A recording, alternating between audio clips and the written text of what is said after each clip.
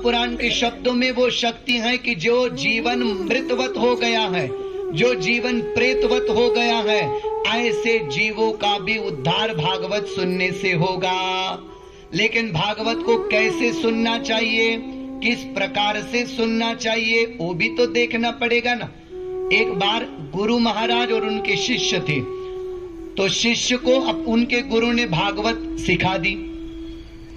तो शिष्य ने पूर्ण भागवत को सीख लिया और वो बहुत आनंद हो गया कि अब मुझे भागवत आने लगी। जब भागवत आने लगी, इस भावना से भागवत सीखी, तो बोले मैंने भागवत सीखी, वो किसको बोलूं? तो चला गया राजा के पास और राजा को बोलता है कि मैं आपको भागवत सुनाऊंगा। राजा बोला बहुत आनंद की बात है, सुनाओ। 7 दिन तक राजा एक जगह पर बैठा और ये गुरु महाराज के शिष्य जिसने भागवत सीखी वो बोलने लगा। शिष्य बोल रहा है और राजा सुन रहा है। सुनते सुनते ऐसा हुआ 7 दिन तक भागवत सुनी, तो शिष्य ने कहा कि महाराज थोड़ा सा दक्षिणा भी होनी चाहिए। तो राजा ने कहा महाराज अभी अभी आपने कह दिया कि परीक्षित राजा जब चले गए तो उनको सोने का विमान आया और सोने का विमान आके उनको ले गया। मुझे तो कोई विमान आया ही नहीं, तो मैं दक्षिणा कैसे दे दूं? तो मुझे भी कोई विमान आना चाहिए ना। जब विमान आएगा तो मैं दक्षिणा दे दूंगा।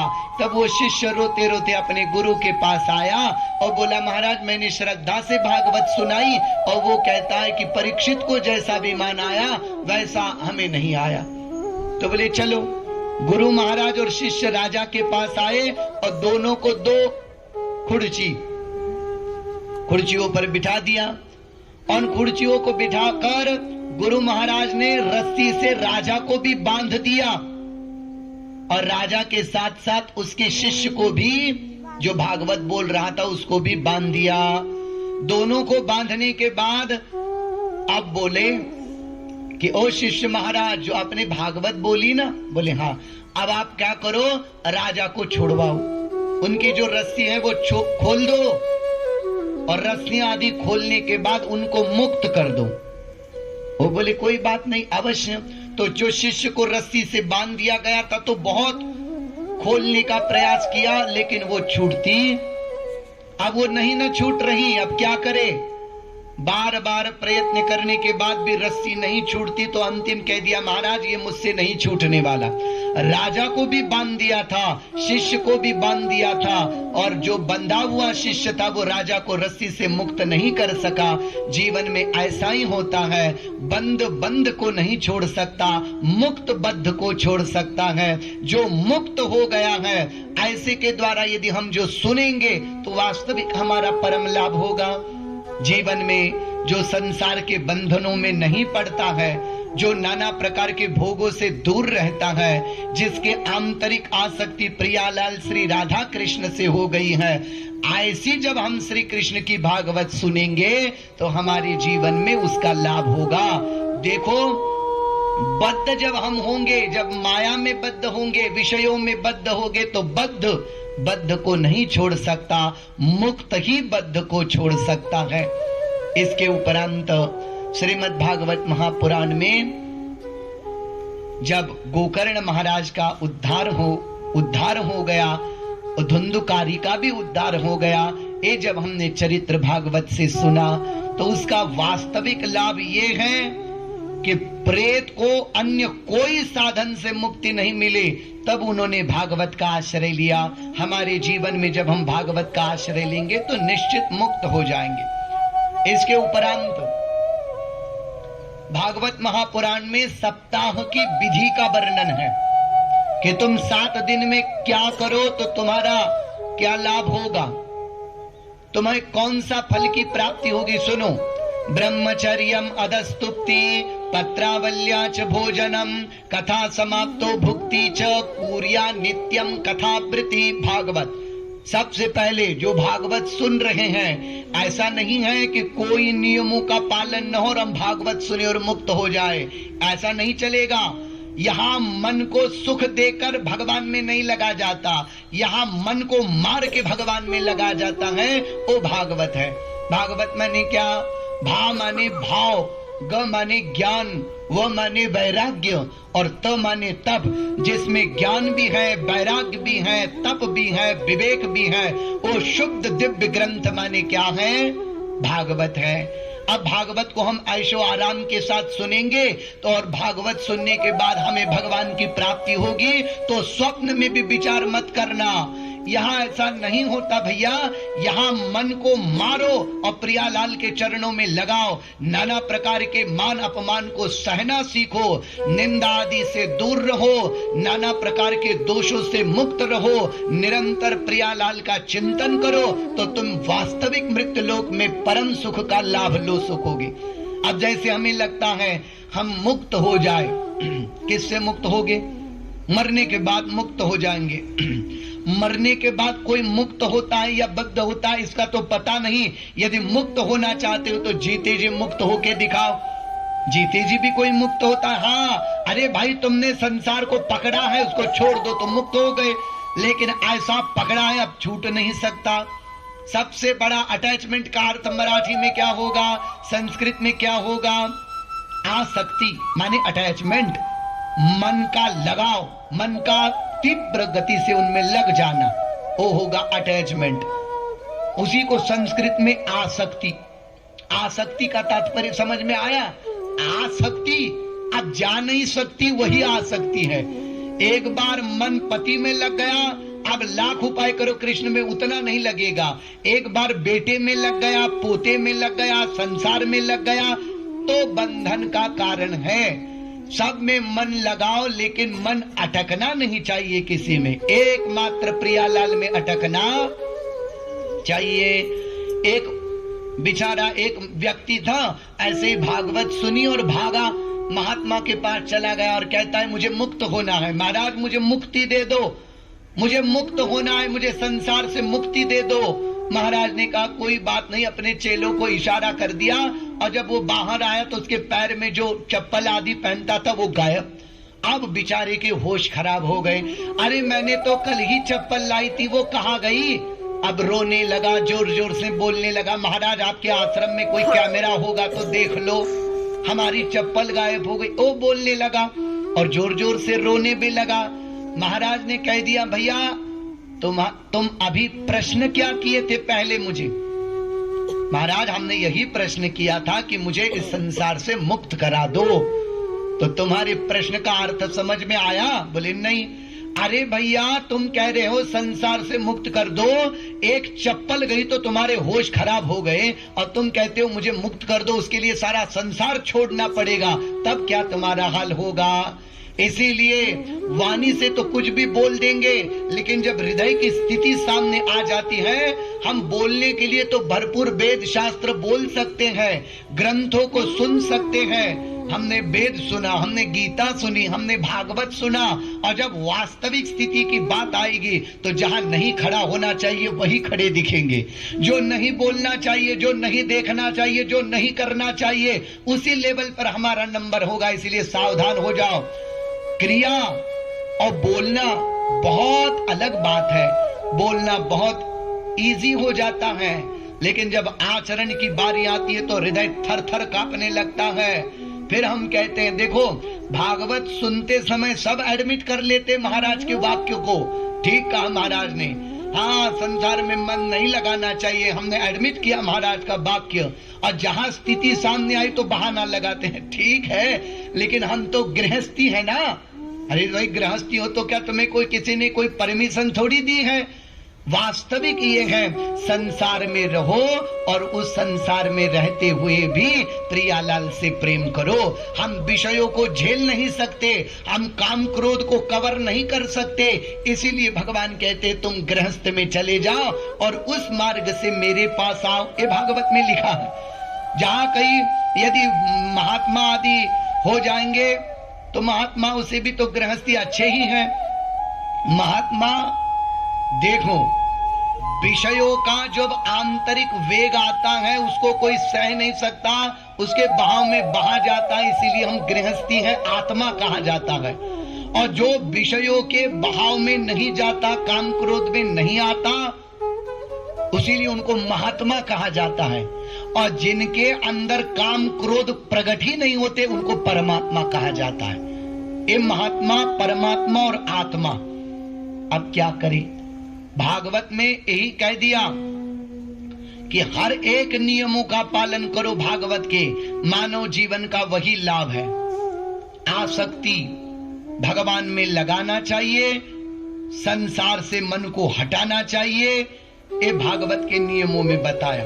नंबर 1, 7 दिन तक ब्रह्मचर्य का पालन हो। अधस्तुप्ति, ये पृथ्वी पर शयन करना चाहिए। अधस्तुप्ति, पत्रावल्याच भोजनम, ये भोजन जो होता है ना, ये स्टील आदि में नहीं करना चाहिए, भागवत में कहा। तो पत्रावल्याच भोजनम, जो भागवत सुन रहे हैं अथवा जिन्होंने लगाई है केवल वो तो भी पत्रावली में भोजन करना चाहिए। पत्रावल्याच भोजनम। और कथा समाप्तो भुक्ति च, कथा समाप्त होने के बाद भुक्ति च, भोजन करना चाहिए। लेकिन वेदव्यास महाराज को भागवत में पहले पता था मूर्तिजापुर में क्या होने वाला है। सब लोगों का हाल ठीक नहीं रहेगा, ये बीपी महाराज, शुगर महाराज का आगमन होगा। उनको पता था उपवास नहीं कर पाएंगे, इसलिए उन्होंने भागवत में लिख दिया, नोपवास वर प्रोक्तम कथा विघ्न करो यदि। भागवत देखो, कथा में विघ्न हो जाएगा ऐसा उपवास मत करना। ज्यादा नहीं खाना चाहिए और कम भी नहीं खाना चाहिए। तो देखो, जैसे कोई बीपी शुगर आदि का शिकार बन जाता है तो हमने सुना है उन लोगों को समय पर भोजन आदि चाहिए, सब समय पर चाहिए। अब शुगर वालों ने उपवास कर दिया कि हम भागवत होने तक कुछ नहीं खाएंगे और सुनेंगे कथा, और भागवत के बीच में उनको चक्कर आ गई। तो अब भागवत को तो बाजू को रख दो, पहले उन्हीं को दवाखाना ले जाओ। तो ये क्या हुआ? कथा में विघ्न हुआ ना। इसीलिए नोपवास वर प्रोक्तम कथा विघ्न करो यदि। कथा में विघ्न आता है तो फिर वो उपवास किसी काम का नहीं है। तो जो खाना है वो खा लो, लेकिन कथा सुन लो। उसके बाद क्या नियम है सुनो। अपुष्पा काकवंध्या च वंध्या याच मृतार्भका स्त्रवद गर्भा चया नारी तथा श्राव्या प्रयत्नतः। भागवत, ये भागवत में कहा जो अपुष्पा है, एक काकवंध्या और बंध्या, किसी महिला को पुत्र होता ही नहीं, नंबर 1। दूसरी, किसी के पेट में गर्भ बनता है और गलित हो जाता है, और किसी के पेट में गर्भ बन के बाद बेटा प्रकट होते समय वो भी मर जाता है। तो अपुष्पा काकवंध्या च बंध्या याच मृतार्भका स्त्रवद गर्भाचया नारी तथा श्राव्या प्रयत्नतः। भागवत, तो ऐसे लोगों ने तो 1000 काम छोड़कर भगवान का चरित्र सुन लो। तो ये जो होता क्यों है भैया? ये पाप की वजह से होता है। भगवत चरित्र पाप का नाश कर देगा, इसीलिए भगवान की कथा से पाप नष्ट हो जाएंगे और पुत्र आदि की प्राप्ति हो जाएगी। ऐसा भागवत में लिखा है, भगवान ने लिखा है, किसी व्यक्ति महाराज ने नहीं लिखा। और नियम क्या है? स्त्री राज्य महताम निंदाम वर्ज एद्यम कथावृति। भागवत, ये भागवत का श्लोक कहता है, सुनने वालों सावधान। नंबर 1, राजा की, किसी भी महिला की, गौ माता की, गुरु गो व्रति नाम तथा गुरु की, गौ व्रति की, यानी जिसके दरवाजे पर गौ माता हो, वर्जेद्य कथावृति, उनकी निंदा मत करो। और फिर कान खोलकर सुन लो। हाँ, उसी के नीचे भागवत में श्लोक में कहा क्या है फिर? रजस्वलात जमलेश्च पातित व्रात्यकेस्तथा द्विज द्विड वेद बाहोश्च न बदेद्य कथावृति। भागवत, नंबर 1 रजस्वला नारी, नंबर 2 वेद शास्त्र को न मानने वाला ब्राह्मण और अन्य जो वेदों की निंदा करता हो, भगवान कृष्ण को मानता न हो, ऐसे लोगों के साथ न वदेद्य। आप बात मत करना 7 दिन तक, शब्द भी मत बोलना इन लोगों से, रजस्वला हो चाहे हमने जिनके नाम श्लोकों से गिनाए उनके। न बात करना, न वदेद्य कथावृत्ति। अच्छा, कामम क्रोधम, ये जो होता है ना, ये काम क्रोध, इनसे थोड़ा दूर रहो। क्रोध से भी दूर रहो, काम से भी दूर रहो। और आलस्य ही मनुष्याणाम शरीरस्थो महान रिपुः, आलस्य नहीं होना चाहिए। यदि संसार संबंधी कोई बातें बताए तो लोग कहते हैं क्या क्या बताया आपने, और जब श्री कृष्ण संबंधी बात बताए तो हाँ जी ठीक है, वो तो सुनते ही रहते हैं। ऐसा होता है। प्रेम के साथ कथा सुननी चाहिए। जैसे अपने पुत्र का कुछ शुभ समाचार माता सुनती है तो हृदय आह्लादित होता है, ऐसे ही कृष्ण संबंधी बातें सुनते समय आह्लाद होना चाहिए। देखो, हम आपको भागवत का श्लोक और अर्थ बता रहे हैं, और आपके बहुत लोगों के हृदय में जा रहा है और कुछ लोगों के नहीं जाएगा। फिर कान खोलकर सुनो।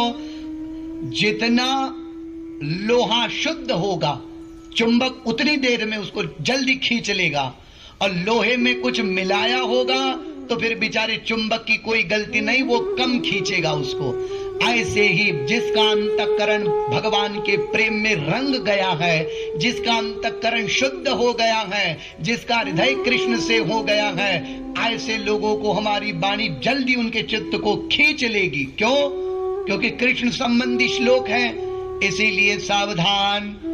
अच्छा ठीक, इन नियमों का पालन करने के बाद क्या करेंगे? फिर सुनो। दरिद्रस्य क्षयी रोगी निर्भाग्य पाप कर्मवान अनुपत्योन्मोक्ष कामाम शृणुवाच कथा मिमाम भागवत। ये भागवत का श्लोक बोलता है दरिद्रस्य, कोई दरिद्री है, हाँ उसका दरिद्रता चली जाएगी। क्षयी रोगी, कोई रोग हुआ है, हाँ सुन लो भागवत, वो भी चला जाएगा। निर्भाग्य पाप कर्मवान, किसी की कामना करते हो छोटे मोटे चीजों की, भगवान से प्रेम करो। अनपत्योन, अनअपत्यो, अपत्य माने पुत्र संतान नहीं है। मोक्ष कामाम, हमको मोक्ष चाहिए। तो शृणुवाच कथा मिमाम, इन लोगों ने केवल भागवत को सुनना चाहिए, इसके द्वारा सारी कामनाएं पूर्ण हो जाती है। अच्छा हाँ, इतने ही मात्र से कथा सुनने से विश्व की कामनाएं पूर्ण हो जाती है, क्योंकि भगवान सर्वशक्तिमान है। हाँ, और महाराज, और श्रीमद् भागवत महापुराण में बताया कि इन सप्ताह की जो विधि होती है, उन सप्ताह की विधि को जो श्रद्धा युक्त अंतःकरण से सुनता है, तो विधि को सुनते ही उसको अमल करने से हमारा कल्याण हो जाएगा। क्योंकि हम नियमों का पालन करेंगे। नियमों का पालन यही है कि भगवान सबके हृदय में बैठे हैं, इस भाव को प्रकट करो। और नंबर 2, कथा को सुन लिया जाए। भगवान हृदय में बैठे हैं और कथा को सुन लो, ये 2 भाव से हमारे जीवन का कल्याण होगा, ये भागवत में बताया। अब हम क्या करते, भगवान को कहाँ ढूंढते हैं? भगवान कहाँ रहते हैं? भगवान रहते हैं तिरुपति बालाजी में, भगवान रहते हैं वृंदावन उत्तर प्रदेश में, भगवान रहते हैं पंढरपुर में, और हमारे हृदय में आदि वहां भी रहते हैं।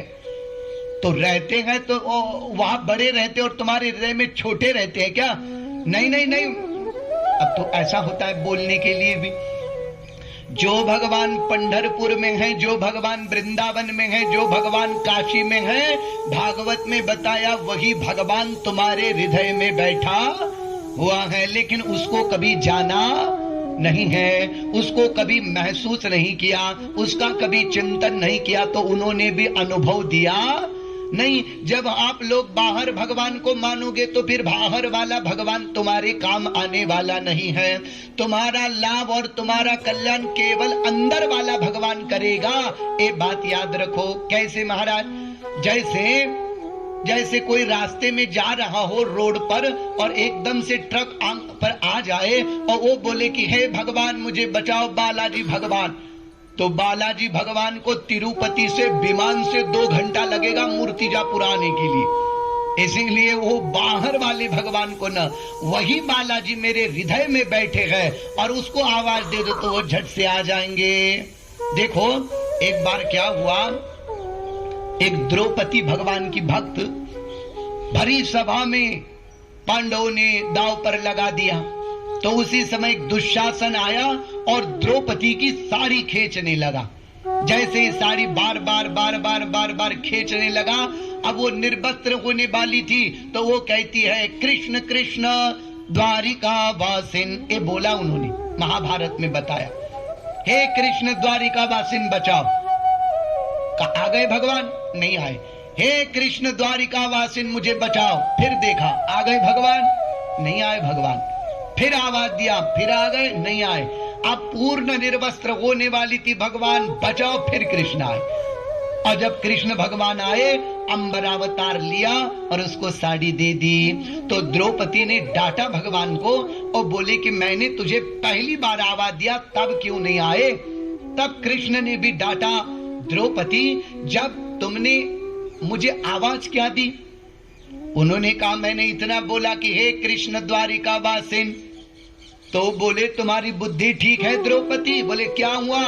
अरे तुमने कह दिया हे कृष्ण द्वारिका वासिन, तो पहले मैं द्वारिका चला गया और फिर द्वारका से लौट के आया, क्योंकि मैं तो तुम्हारे हृदय में बैठा था, वही आवाज देती तो मैं आ जाता। इसीलिए जो हमारे हृदय में बैठा है उसी का स्मरण करो, उन्हीं को अपना मानो। यदि भगवान हृदय में बैठा है तो फिर कोई पाप नहीं करोगे, कोई गलत चिंतन नहीं करोगे। ये भगवान हृदय में नहीं बैठा, ऐसा न मानने की वजह से सब काम हो रहा है। इसीलिए